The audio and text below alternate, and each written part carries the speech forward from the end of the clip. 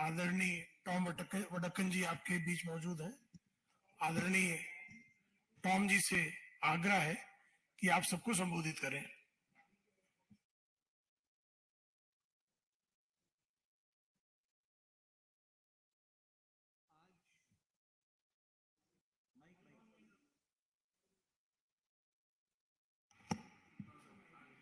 नमस्कार।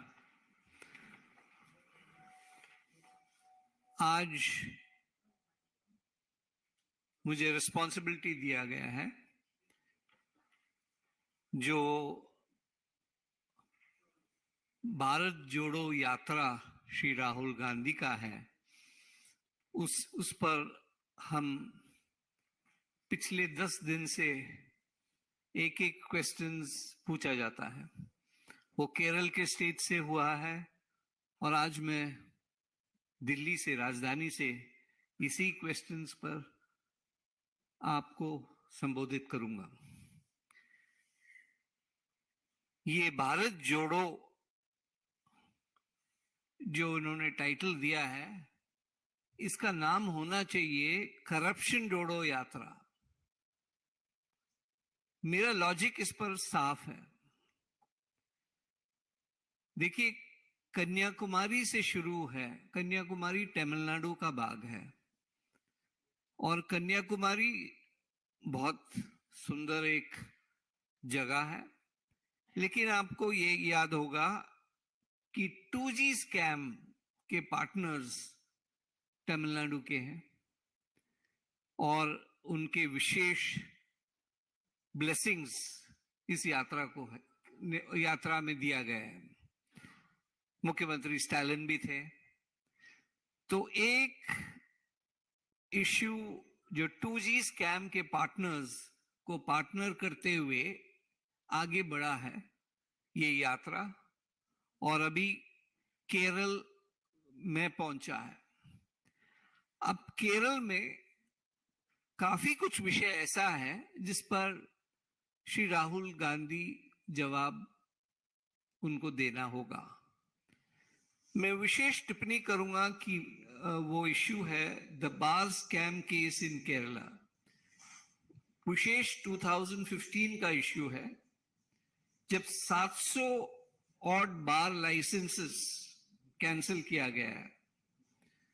और विशेष इस कैंसिलेशन से पहले हमारा खबर ये है, सोर्सेस हैं कि 60 लाख एक डिस्ट्रिक्ट बारों से कलेक्ट किया गया है और उसके बाद कैंसिलेशंस भी हुआ है। और बार एसोसिएशन का जो बार ओनर्स एसोसिएशन का जो बैजू रमेश था, उनका स्टेटमेंट था कोर्ट में। वो बार एसोसिएशन का हेड है। उन्होंने कहा कि हमने करोड़ों रुपया बाबू जो एक्साइज मिनिस्टर है, VS Siva Kumar health minister था, रमेश चन्नीतला KPCC प्रेसिडेंट था, इनको सब दिया है। अब ये स्टेटमेंट भारतीय जनता पार्टी का नहीं है, ये बिजू रमेश ने विजिलेंस को दिया है और कोर्ट में भी इसका स्टेटमेंट दिया हुआ है। प्रश्न ये है, अब 2G स्कैम से हटकर पार्टनरशिप वहां का, अब ये एक्साइज पॉलिसी पर आप ध्यान देंगे कि दिल्ली में भी एक्साइज पॉलिसी पर एक कनेक्टिविटी है। केरल का जो एक्साइज पॉलिसी का कॉपी पेस्ट है दिल्ली में, कौन किसको क्या सिखाया, प्रश्न चिन्ह है इस पर। क्या आम आदमी पार्टी ने केरल से ये कॉपी पेस्ट दिया या कंसल्टेशन सर्विसेज अवेलेबल है? तो जब भी तो मैं कह रहा हूं ये यात्रा जो है करप्शन जोड़ो है। Corrupt elements across the country, उनको जोड़ो। 2G पार्टनरशिप कन्याकुमारी और स्कैम, हमने तो एक ही इश्यू पर हमने फोकस किया है, ये बार स्कैम। उसके अलावा सोलार स्कैम भी हुआ है जिस पर कोई जवाब नहीं देता कांग्रेस पार्टी। मैं राहुल गांधी को स्पष्ट तरीके से पूछने चाहता हूं, क्या है ये पॉलिसी? आपका पॉलिसी क्या है? आप चाहते हैं क्या है? क्या ये अपना, ये जैसे अभी एक इंसिडेंट हुआ, एक वेजिटेबल वेंडर से 2000 रुपया मांग रहे थे, उन्होंने 500 रुपया दिया और उनको मारपीट की बात कहा। अब ये तो माइक्रो लेवल मैनेजमेंट है, इनका मैक्रो लेवल मैनेजमेंट, इस तरीके से पैसा इकट्ठा करो। और इन हालातों में हम ये इनसे पूछने चाहते हैं कि आपका एक्साइज पॉलिसी क्या है? अभी उसके बावजूद एक वीडियो वायरल हो चुका है जिसमें ये यात्रियों को दिखाते हैं, और मेरे पास है लेकिन मैं दिखाने नहीं चाहता हूं, वो टेस्ट करने भेजा गया है, कि शराब पीकर टुल यात्री विजुअल्स है, और ये आपको वायरल हुआ वीडियो है। तो इसको मैं इस स्टेज से दिखाने नहीं चाहता हूं क्योंकि वो हमारे लेवल का नहीं। महात्मा गांधी के नाम लेने वाले पार्टी कि ये यात्री हैं ये लोग। सच्चाई क्या है? आपका एक्साइज पॉलिसी है या पॉलिसी लिबरल आपका पॉलिसी है? आप किस डायरेक्शन में देश को ले जाने चाहते हैं? देखिए, अध्यक्ष आप चुनेंगे और चुनेंगे या नॉमिनेट करेंगे कांग्रेस पार्टी का, लेकिन बैकरूम ड्राइविंग राहुल गांधी करेंगे, इसमें कोई दो शक नहीं है। तो पॉलिसी बैकरूम ऑपरेटर है, बैक सीट ड्राइवर जो है राहुल गांधी है, उनको स्पष्ट करना होगा, देश के सामने बताना होगा कि ये करप्शन पर इनका क्या जवाब है, एक्साइज पॉलिसी इनका क्या है। ये प्रश्न हम आज पूछने चाहते हैं।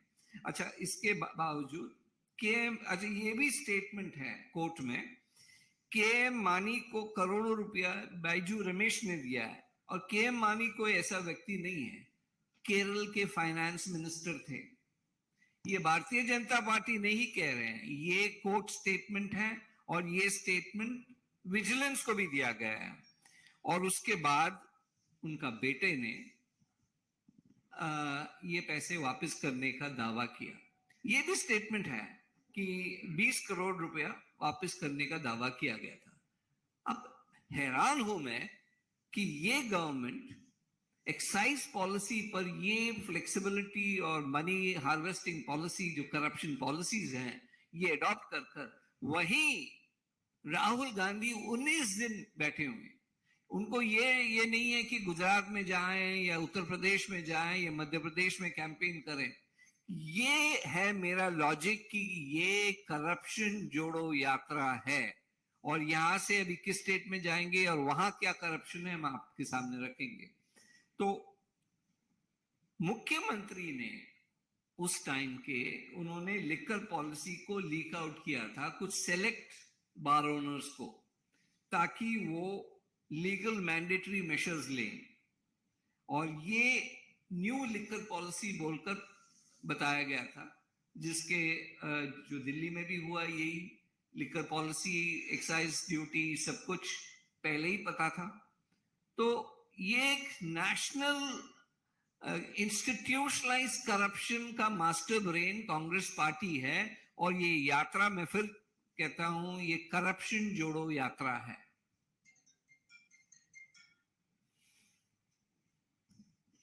कुछ क्वेश्चंस है तो मैं अभी इसको इंग्लिश में भी बताऊंगा और मलयालम में भी। एक बार आप इंग्लिश और मलयालम कर दीजिए, फिर क्वेश्चन ले लेंगे जी। Friends, the hardcore question is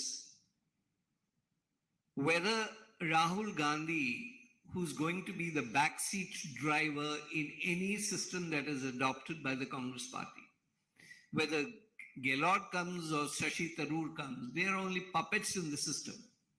The vehicle, the main driver is going to be Rahul Gandhi. So questions are going to be addressed to him. They started their trip from Kanyakumari. Incidentally, Kanyakumari being a very beautiful location, their yatra, their mela started from there. Now, during that exercise, they had the blessings of the 2G partners of the DMK. And they were the meeting with George Ponnaiya and other things were all part of the agenda that were routed by the DMK. With the blessings of the 2G partners and they have moved now to Kerala. The question that comes to mind is, what is exactly Rahul Gandhi's agenda?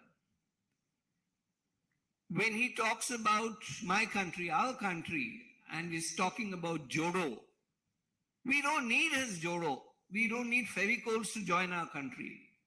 But the reality is he is institutionalizing corruption. That is our charge today. And the Yatra should have been named, baptized as Corruption Jodo Yatra. Started with Kanyakumari 2G partners, and then he's entering the territory of Kerala. And that too, 19 days, not small amount of days. He's going to Gujarat for a limited period, he's going to Uttar Pradesh for a limited period, but this is not an election campaign. This is basically institutionalizing corruption. Now, the question to him is about the excise policy, the bar scam. The Umman Chandi government cancelled 700 odd bar licenses. This has a background of internal disturbances in the Congress party. I'm not going that way right now. But 700 odd bar licenses were cancelled. There were promises made that the cancellations would not be, will not be available for some people. They can escape it. And if they paid 60 lakhs to the Chief Minister's office, each bar association, bar member paying 60 lakhs, and this is not the Bharatiya Janata Party making this claim. This is a claim being made by Baiju Ramesh in a statement to the Vigilance Commission, Vigilance and the courts of Kerala. So this is not a charge we have invented. Our question is, why are these steps being taken? Is Rahul Gandhi in consonance with the policies that were adopted? Was he in the know-how? Did he know what was happening?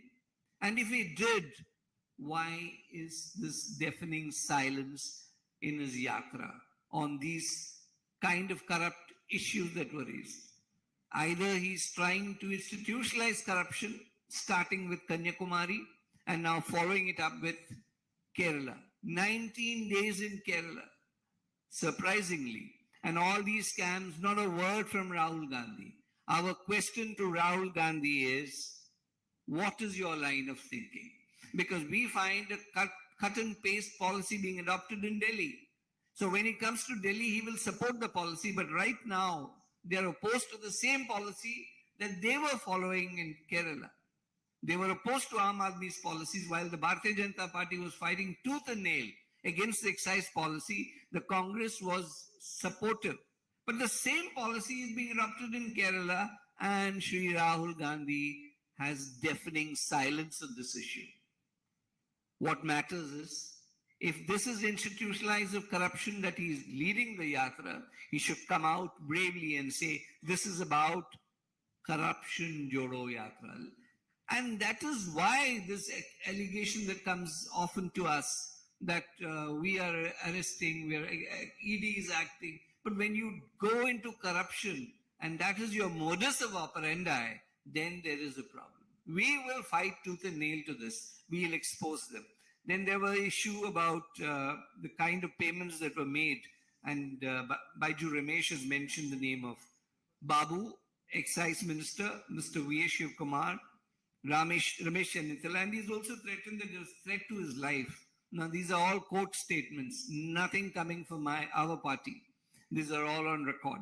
Then there is a charge that KM Mani was paid crores, and to withdraw the charges, his son was ready to make a compromise. This again is there in the court statement of Baiju Ramesh.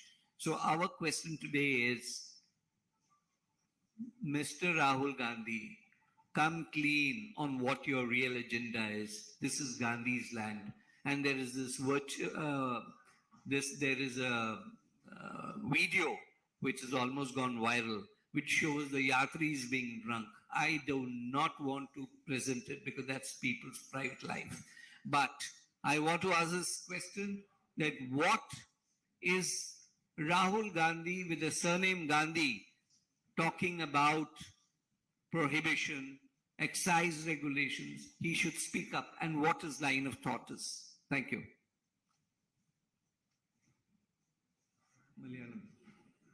Malayalam I'll handle separately. Any other questions? किसी के कोई सवाल हो तो आदरणीय Tom Vadakkan जी से पूछ सकते हैं।